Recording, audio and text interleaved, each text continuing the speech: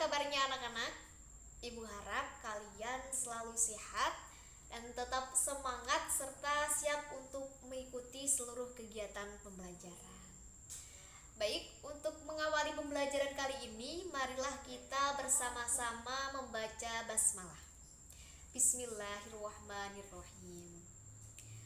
Pada kesempatan yang lalu, kita sudah mempelajari bersama materi tentang sholat, yakni sholat fardu dan sholat sunnah. Selanjutnya, untuk kesempatan kali ini, kita akan mempelajari bersama tentang materi sujud. Dan diharapkan nanti kalian paham akan macam-macam sujud, kemudian kalian dapat memahami tentang ketentuan dari sujud, macam-macam sujud. Kemudian kalian nantinya dapat mempraktikkan sujud dalam kehidupan sehari-hari. Ya, langsung saja. Sujud adalah satu bentuk kepasrahan dan penghambaan kepada Allah Subhanahu wa Ta'ala. Dalam kehidupan sehari-hari, kita sudah melaksanakan sujud, yakni sujud dalam sholat, baik itu sholat fardu ataupun sholat sunnah. Karena sujud di sini merupakan salah satu dari rukun sholat. Tetapi harus kita ketahui bahwa ada beberapa sujud yang bukan merupakan rukun dari sholat, atau dapat dikatakan dilaksanakan di luar rukun sholat, di luar sholat. Sujud-sujud tersebut adalah yang pertama, ada sujud syukur. Kemudian yang kedua adalah sujud sahwi. Yang ketiga adalah sujud tilawah. Jadi 3 sujud tersebut itu dilaksanakan di luar sholat atau bukan merupakan rukun sholat. Yang pertama ini ada sujud syukur.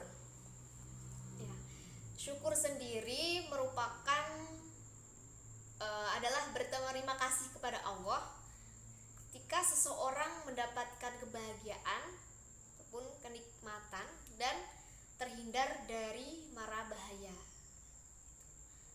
Dan sujud syukur sendiri adalah sujud yang dilaksanakan ketika seseorang memperoleh kebahagiaan ataupun kenikmatan dari Allah Subhanahu wa Ta'ala. Selain dianjurkan untuk mengucapkan hamdalah, alhamdulillahirabbil alamin, seperti itu, juga dianjurkan untuk melaksanakan sujud syukur. Jadi ketika kalian nanti mendapatkan suatu kenikmatan ataupun terhindar dari mara bahaya, dari bahaya, itu dianjurkan untuk melaksanakan sujud syukur. Adapun tata cara untuk melaksanakan sujud syukur itu yang pertama adalah menghadap kiblat. Yang kedua, berniat kalian melaksanakan sujud syukur.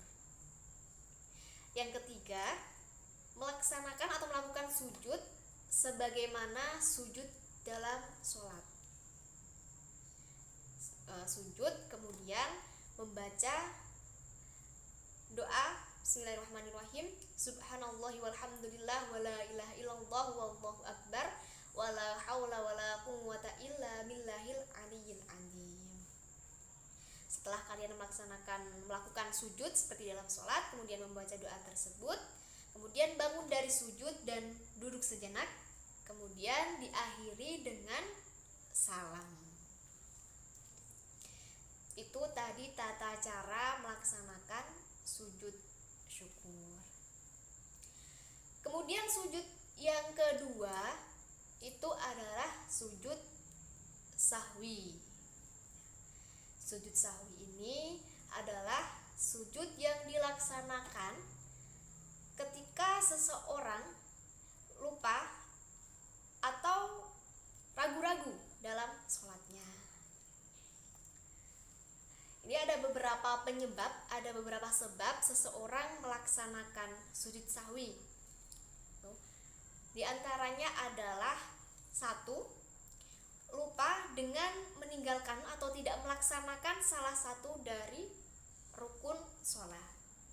Misalnya nih kalian ketika melaksanakan sholat lupa ataupun tidak melaksanakan rukun sholat seperti misal rukuk, i'tidal, sujud ataupun rukun-rukun sholat yang lain. Itu adalah sebab yang pertama, kalian melaksanakan sujud sahwi. Kemudian yang kedua, ketika kalian lupa akan berapa rakaat kalian sholat. Ketika kalian sholat kemudian lupa, ini melaksanakan sujud sahwi.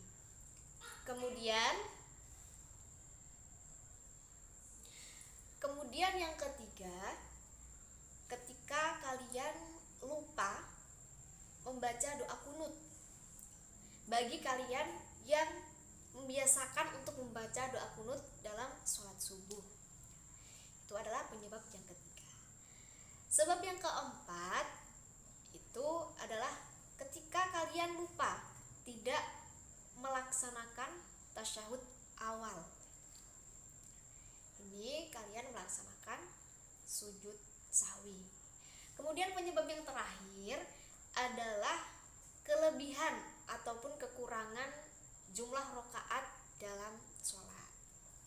Ketika kalian sholat, kalian ingat bahwa rakaatnya itu kelebihan ataupun kekurangan ataupun kurang, nah itu kalian melaksanakan sujud sahwi.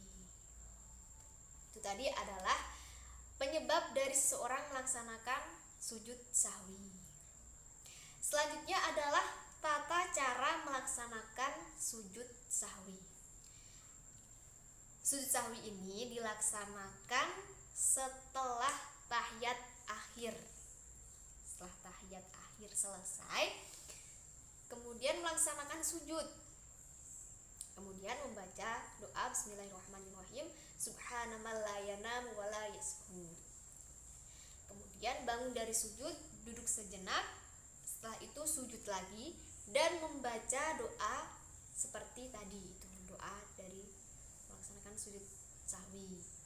Kemudian bangun lagi dari sujud, duduk sejenak dan diakhiri dengan salam. Karena sujud sahwi ini dilaksanakan setelah tahiyat akhir. Jadi setelah itu akhiri dengan salam. Itu tadi terkait sujud sahwi. Yang terakhir adalah tentang sujud tilawah. Sujud tilawah pengertiannya adalah sujud yang dilaksanakan ketika seseorang membaca atau dengan menghafal ataupun mendengar dari ayat sajdah ketika membaca ayat Al-Quran. Nah, misal kalian ketika mengaji ataupun menghafal ayat-ayat Al-Quran kemudian menemui ayat sajdah, maka dianjurkan untuk melaksanakan sujud tilawah.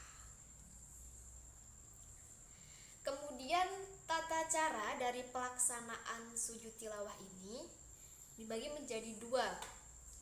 Yang pertama adalah dilaksanakan di luar sholat. Yang kedua dilaksanakan di dalam sholat. Sujud tilawah ketika dilaksanakan di luar sholat, tata caranya sebagai berikut. Yang pertama itu kalian berdiri menghadap kiblat. Kemudian yang kedua berniat untuk melaksanakan sujud tilawah. Kemudian yang ketiga adalah takbiratul ihram. Kemudian selanjutnya melakukan sujud seperti halnya sebagaimana sujud pada biasanya dalam sholat.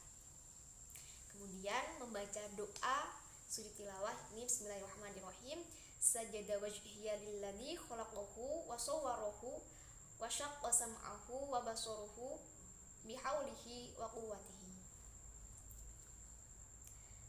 Setelah itu bangun dari sujud, kemudian diakhiri dengan melakukan salam. Itu tadi tata cara ketika melaksanakan sujud tilawah di luar sholat. Karena misal sedang mengaji, kalian mendengar ayat sajdah ataupun membaca ayat sajdah. Kemudian tata cara yang selanjutnya itu dilaksanakan di dalam sholat. Ketika kalian sholat, misal berjamaah, kalian mendengar atau ketika sholat membaca ayat sajdah ataupun berjamaah, kemudian mendengar imam melakukan membaca ayat sajdah, kemudian kalian melaksanakan sujud tilawah. Caranya dengan langsung melaksanakan sujud sebagaimana pada sujud sholat seperti biasanya, kemudian membaca doa tadi, doa sujud tilawah, kemudian langsung melanjutkan dari sholat tadi, melanjutkan gerakan sholat tadi. Seperti itu tadi materi tentang sujud yang dilaksanakan di luar sholat atau bukan merupakan rukun daripada sholat itu sendiri. Yang selanjutnya adalah hikmah dari melaksanakan 3 sujud tersebut: sujud syukur, sujud sahwi, dan sujud tilawah. Berikut adalah hikmah dari seseorang melaksanakan sujud syukur, yaitu yang pertama adalah seseorang akan terhindar dari sifat sombong. Karena dia bersyukur, dia melaksanakan sujud syukur, dan dia sadar bahwa segala kenikmatan, segala kebahagiaan itu berasal dari Allah, dan ketika ketika seseorang terhindar dari bahaya itu merupakan pertolongan dari Allah, dan dia bersyukur. Hikmah yang kedua adalah seseorang akan mendapatkan kepuasan batin karena dia telah bersyukur atas apa yang dia peroleh. Hikmah yang ketiga adalah mendekatkan diri seseorang kepada Allah Subhanahu wa Ta'ala. Yang terakhir adalah ditambah kenikmatannya oleh Allah, karena seseorang yang mensyukuri segala yang terjadi dalam dirinya, segala ketentuan yang ada pada dirinya, itu akan ditambah kenikmatannya oleh Allah Subhanahu wa Ta'ala. Kemudian hikmah melaksanakan sujud sahwi adalah seseorang akan sadar bahwa manusia adalah tempatnya salah, tempatnya hilaf, tempatnya lupa, seperti itu. Kemudian dia akan sadar bahwa orang lain juga dapat melakukan sebuah kesalahan atau lupa, itu tadi. Yang ketiga atau yang terakhir ini adalah hikmah dari seseorang melaksanakan sujud tilawah. Yang pertama, hikmah melaksanakan sujud tilawah adalah menjauhkan seseorang dari godaan setan. Kemudian yang kedua, seorang akan lebih menghayati ayat-ayat Al-Quran, karena sujud ini dilaksanakan ketika seseorang membaca atau menghafal atau mendengar ayat sajdah dalam ayat-ayat Al-Quran. Kemudian yang ketiga atau hikmah yang terakhir dari melaksanakan sujud tilawah adalah mendekatkan seseorang, mendekatkan diri kita kepada Allah Subhanahu wa Ta'ala. Itu tadi adalah materi tentang sujud untuk pada kesempatan kali ini. Dan Ibu harap kalian bisa memahami sepenuhnya tentang materi kita kali ini. Mungkin hanya itu yang dapat Ibu sampaikan. Kurang lebihnya Ibu mohon maaf yang sebesar-besarnya. Wassalamualaikum warahmatullahi wabarakatuh.